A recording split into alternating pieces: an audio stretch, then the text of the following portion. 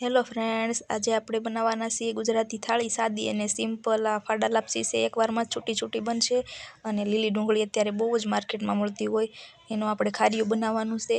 એના માટે આપણે આ લીલી ડુંગળી અને બીજું ઝીણું ઝીણું સમારી લેવાનું છે, એના લીલા પાંદડા ને બધું અલગ અલગ.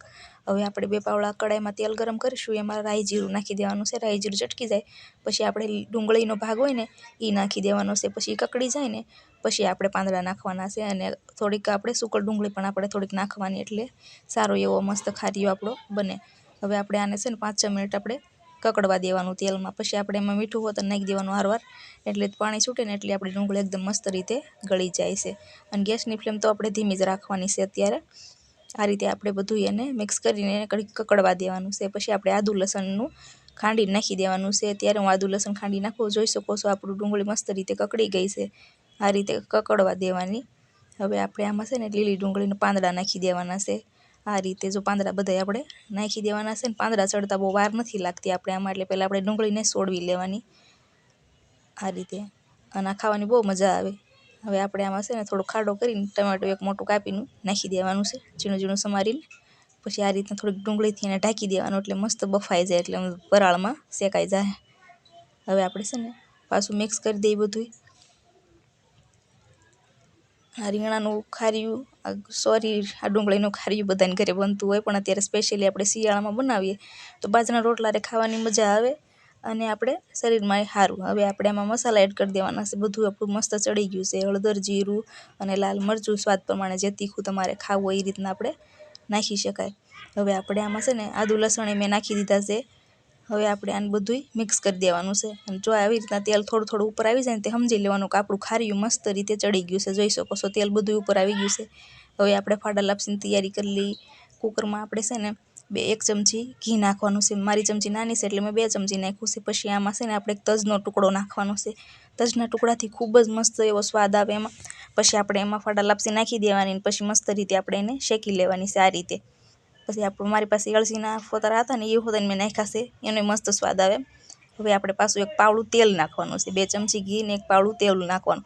અને આપણી ફાડા લાપસી આ રીતના ધોળી થઈ જાય ને ત્યાં સુધી એને શેકવાની છે.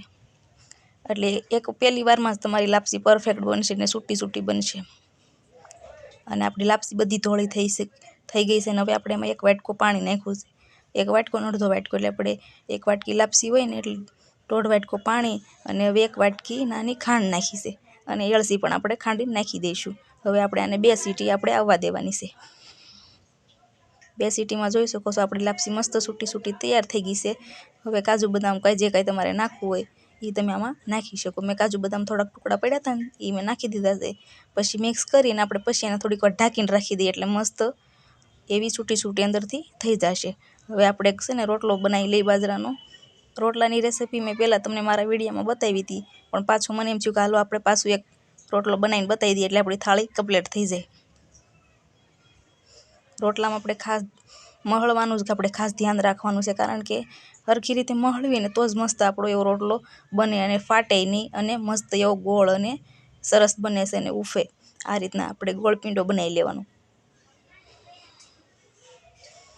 રોટલામાં થોડીક મહેનત લાગે, પણ આપણે સરખી રીતે મસળીને મસ્ત રીતે બનાવીએ ને એટલે મસ્ત એવો ઉફીને દડા જેવો થાય. હવે થોડું થોડું પાણી લઈને આપણે આ રીતના ટીપી લેવાનું છે. ખાસ એની ઢાંકણીમાંય ધ્યાન રાખવાનું. આપણે ઢાંકણી તો આપણને આવડવી જ જોઈએ, તો જ રોટલો આપણો પરફેક્ટ બને. હવે આપણે ઢાંકણી વાળી લઈએ. આ રીતે આપણે ઢાંકણી વાળી લઈશું. જો 2 બાજુ ડિઝાઇન થવી જોઈએ એ રીતના ઢાંકણી આપણે વાળવાની.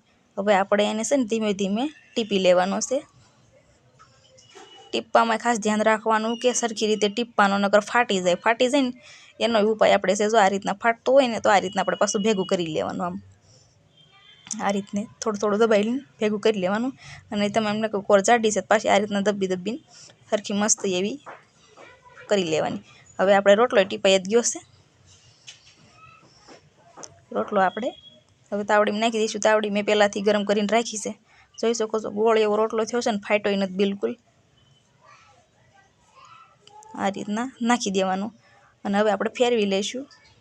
ઉપર થોડોક આવો કલર થાય ને પછી જ ફેરવવાનો, નકર રોટલો આપણે નીચે ચોંટી ગયો ને તો ઉખડે નહીં.